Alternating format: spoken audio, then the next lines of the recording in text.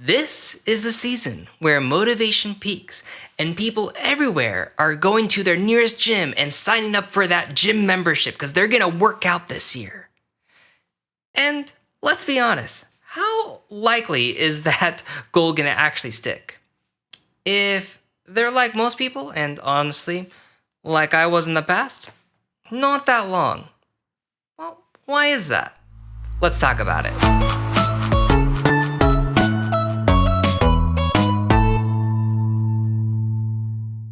Happy New Year, all. I hope your 2025 has been going really well. I'm Dr. Holman, and as most of you may already know, me and my wife are expecting our first kid in April, and I am in this transition to becoming a stay-at-home dad.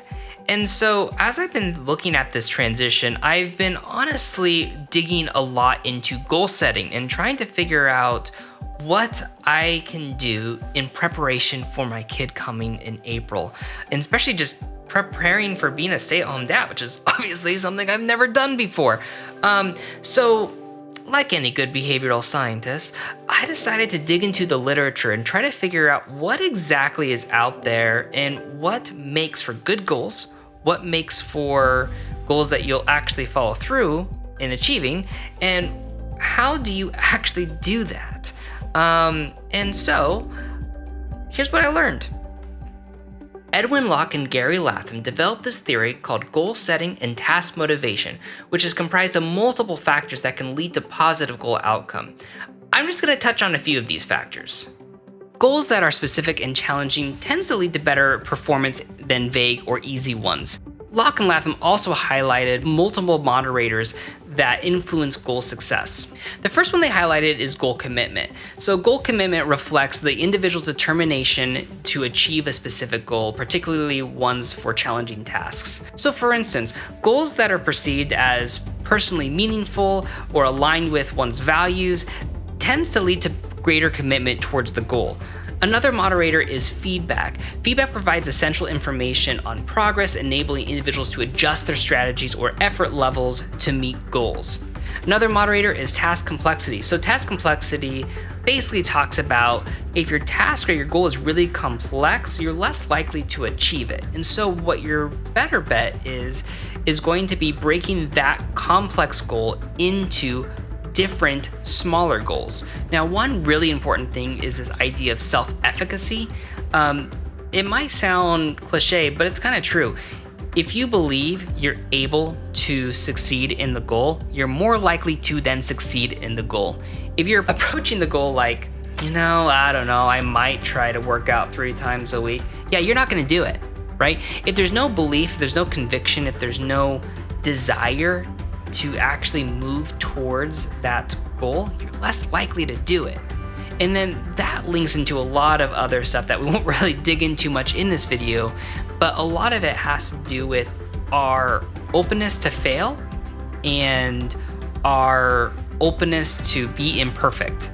Because working towards a goal, it's not a light switch, it's a marathon. And so you're gonna wanna work slowly towards something. But if your expectation is to be perfect immediately, and then what's likely gonna happen is you're not going to be able to achieve it, or you're not gonna measure up to that expectation, to that reality. And that's just not gonna work.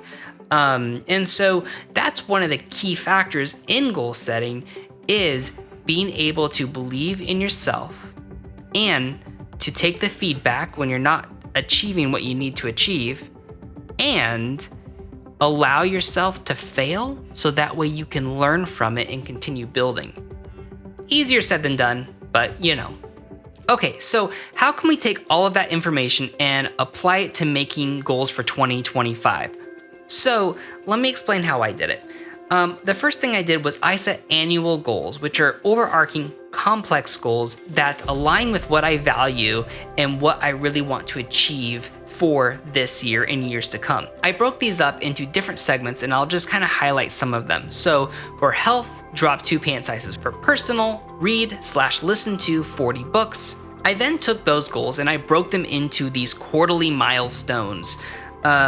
This helps me see how I'm progressing towards those overall goals and what I might need to adjust in future quarters. So for my first quarter, For health, I'm only planning on eating out a maximum of 3 times per month. For personal goals, my aim is to actually read 18 books because once the baby is here, it's gonna be really hard to read as much as I am now.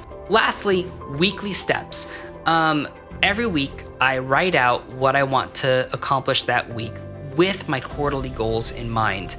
A few things I don't write in there are things that I already know I'm gonna do. So like reading, I read every night before I go to bed. It's part of my routine. I also, whenever I'm doing chores, I listen to a book while I'm doing those chores. So I'm not gonna necessarily at this moment write a goal down that I'm already doing unless I just really want the check marks. That's also okay.